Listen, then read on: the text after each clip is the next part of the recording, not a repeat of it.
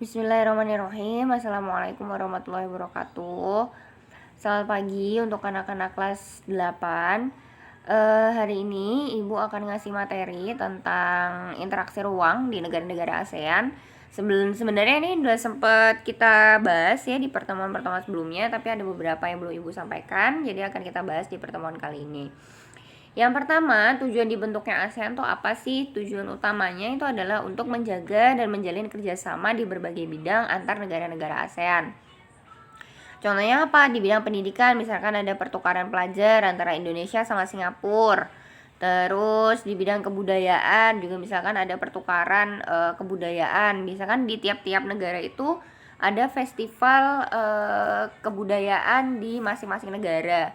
Jadi ada festival kebudayaan Indonesia di Singapura atau di Thailand misalkan, ataupun sebaliknya. Kemudian di bidang olahraga ada Asian Games, di bidang ekonomi ada ekspor impor bahan mentah misalkan, atau ada pembebasan visa atau pajak tinggal untuk beberapa negara tertentu. Kemudian karakteristik negara ASEAN itu kita bisa ngelihat dari letak geografis, geologis, sama dari segi klimatologis atau iklim.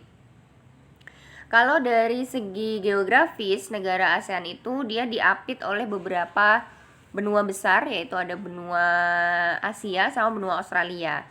Mengakibatkan apa? ASEAN ini menjadi salah satu pusat perdagangan dan pusat kebudayaan yang ada di dunia. Kenapa? Karena letaknya dia strategis, letaknya ada di tengah-tengah, jadinya lebih gampang nih untuk melakukan kegiatan jual beli ataupun pertukaran kebudayaan gitu. Salah satu pelabuhan terbesar yang ada di dunia kan ada di Singapura ya, pelabuhan internasional.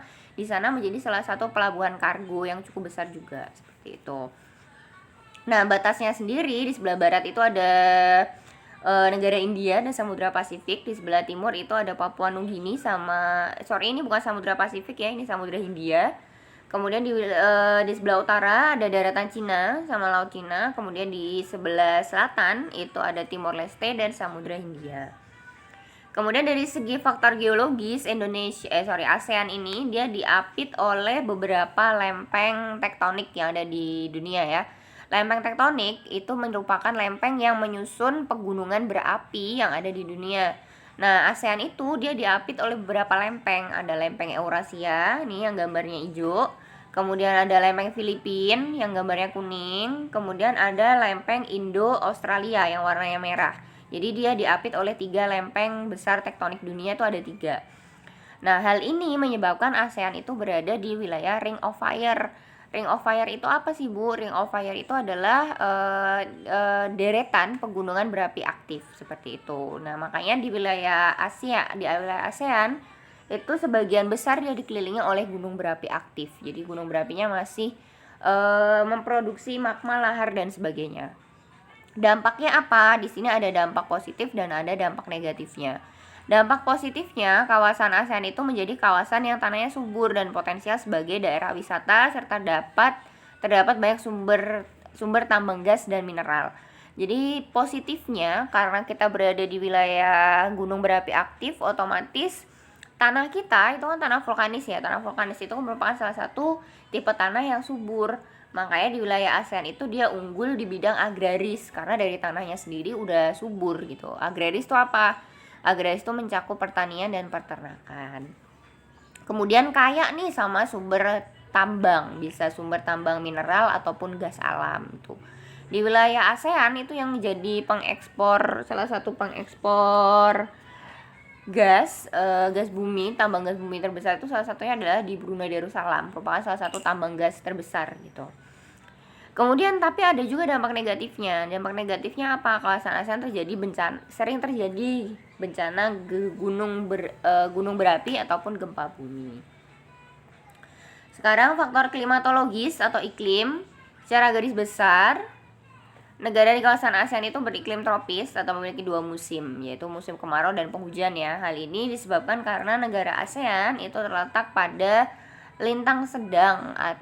berada di lintang bawah atau disebutnya nanti termasuknya ke dalam iklim tropis, yaitu antara 28 lintang utara sampai 11 derajat lintang selatan dan 92 bujur timur sampai 141 derajat bujur timur. Nah, di sini mengakibatkan wilayah kita ini memiliki beberapa dampaknya nih, yaitu dampak positif sama negatif. Positifnya apa? Memiliki cuaca yang cukup stabil, artinya setiap 6 bulan sekali itu pasti berganti. Kemudian cocok digunakan sebagai wilayah agraris tadi ya, cocok tanam untuk potensial karena dia tadi iklimnya cenderung stabil. Menjadikan salah satu pilihan destinasi wilayah untuk pariwisata karena cuacanya hangat ya. Jadi orang-orang yang ada di negara beriklim sedang atau beriklim dingin biasanya ketika di sana terjadi musim dingin, mereka akan melakukan wisata ke wilayah Asia, terutama Asia Tenggara karena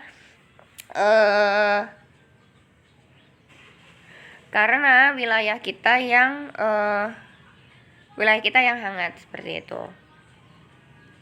Kemudian dampak negatifnya bagi negara ASEAN adalah dapat terjadi bencana kekeringan dan kebakaran hutan apabila terjadi kemarau panjang.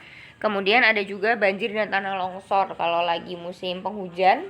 Curah hujannya sangat tinggi memungkinkan untuk terjadinya banjir dan tanah longsor seperti itu. Semoga bisa dipahami penjelasan dari Ibu. Jangan lupa dicatat materinya. Wassalamualaikum warahmatullahi wabarakatuh.